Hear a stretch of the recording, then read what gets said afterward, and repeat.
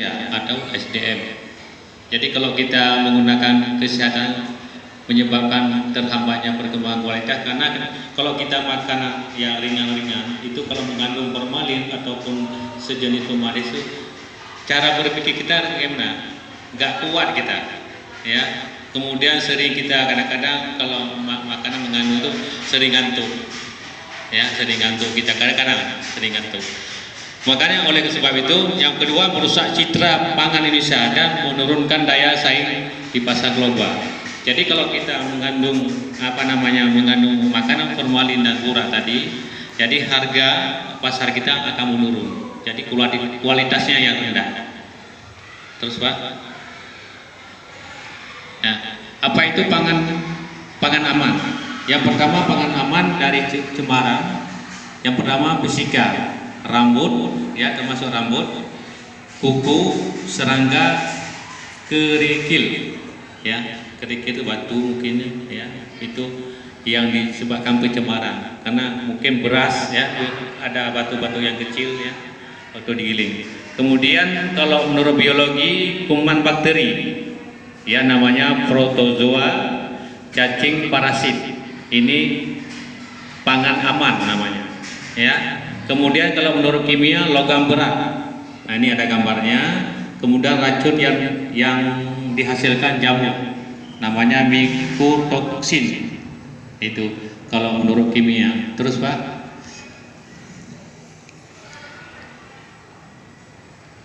Ayo sadar pangan. Terus? Nah, ini gambar. Iya. Kemudian 5 kunci keamanan pangan. Yang pertama jaga kebersihan. Jagalah kebersihan. Ini sudah kita maklum, apalagi udah kelas 2 SMA, ya kebersihannya semua dijaga, ya sampai kebersihan rumah tangga, sampai kebersihan lingkungan dan sebagainya, lingkungan kita, ya. Kemudian pisahkan pangan mentah dari pangan matang, ya. Apalagi kalau kita mau cepat-cepat pergi ke sekolah jangan makan, ya, yang mentah. Jadi harus kita pisahkan yang matang yang bagaimana. Karena kalau kita lihat sekarang, kalau penyakit itu bukan waktu kita makan langsung timbul, dia lama, dia prosesnya lama. Kadang-kadang hampir 1 tahun baru timbul penyakitnya. Padahal makanan yang sudah kita konsumsikan kemarin 1 tahun ke belakangnya nggak tahu kita. Jadi makanannya, penyakitnya bukan hari itu kita makan langsung hari itu langsung tumbuh, bukan begitu. Berarti lama prosesnya. Kemudian masalah dengan benar, ya. Kemudian jagalah, ya suhu aman. Ya pangan suhu aman kan tahu kebersihannya bagaimana, ya. Kemudian kalau jajan yang kuenya bagaimana yang bagus, ya. Kemudian kuenya ya bagaimana, jangan banyak ditaruh formalin, bukan sari manis namanya, ya. Jadi mengakibatkan. Jadi kalau kita sekarang kan kalau tingkat SMA kan masih perutnya masih boleh dikatakan masih biasa. Tapi kalau udah berlanjut umur 30 tahun kita udah sakit-sakitan. Ya, timbullah penyakit dan sebagainya, banyak penyakit. Karena kenapa? Itu disebabkan makanan kita tadi, makanan mungkin nggak sehat, ya. Mungkin makanan nggak begitu matang langsung kita makan, ya. Jadi pada intinya begitu kita makan, kemudian ditinjau dari kebersihannya. Kemudian yang terakhir, gunakan air dan bahan baku yang aman. Nah, jadi selama ini kita kadang-kadang minum terus.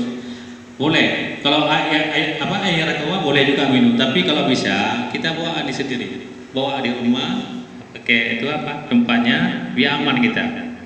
Ya.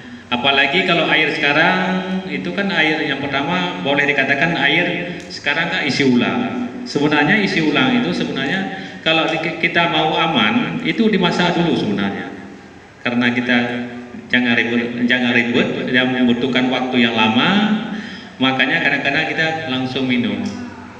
Tapi sudah kebanyakan demikian, jadi kita kadang-kadang dibolehkan, padahal tidak boleh itu. Kalau bilang air yang bersih, kalau air ulang isi ulang itu kita masak dulu baru kita konsumsikan. Nah, jadi berarti itu ada 5 kunci keamanan pangan ya. Yang pertama, jagalah kebersihan, kemudian pisahkan pangan mentah dari pangan matang. Yang ketiga, masalah pangan benar.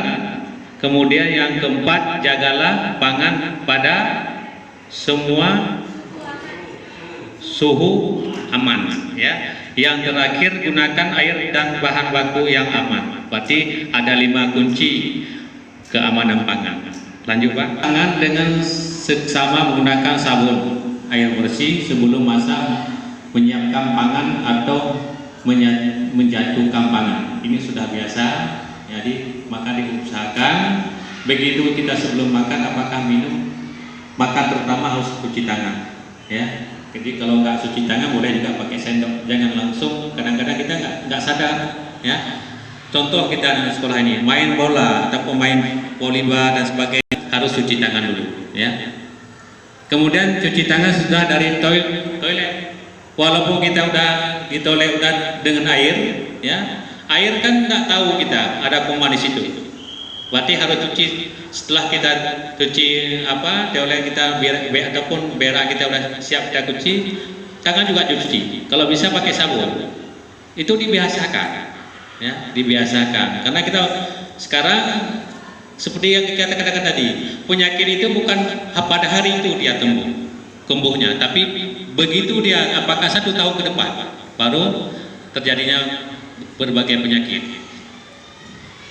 Kemudian jagalah kebersihan permukaan kontak dengan pangan dan alam untuk pengolahan pangan. Kemudian jagalah dapur pangan, serangan hama dan binatang lainnya. Nah, jadi itu dijaga makanannya. Apalagi kalau kantin-kantin terbuka itu, ada nyamuk dan sebagainya, itu dijaga. Sebenarnya harus pangan yang sehat itu harus ada tutupnya. Ya, tutupnya setelah dimasak, goreng pisang setelah dimasak ditutup ya. Jangan terbuka gitu. Karena nyamuk yang menghinggap kepada goreng pisang tadi kan nggak tahu dia. Tadi mungkin dari WC dia lari ke situ ya. Kemudian ini mengapa demikian? Ini banyak mikroba pangan, tanah, air, dan hewan manusia. Jadi mikroba ini dapat terbawa oleh pangan serta peralatan masak dan makanan sehingga dapat mencemari pangan dan penyebab penyakit. Jadi selalu kita ingat ya, gunakan air yang bersih, gunakan sabun, baru kita hidup bersih dari gangguan pangan. Sudah Pak? 12 live dulu. 12 April kan terus kan?